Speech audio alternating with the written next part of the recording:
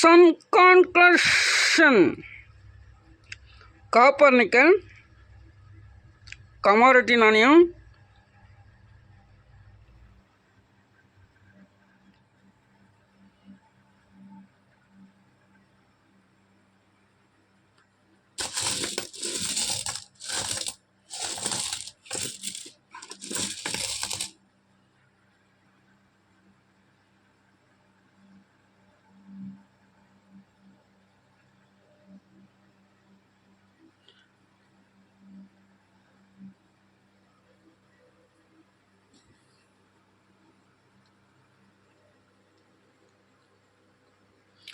மொத்தம் 7 வெரைட்டி கொடுத்துருக்கேன்.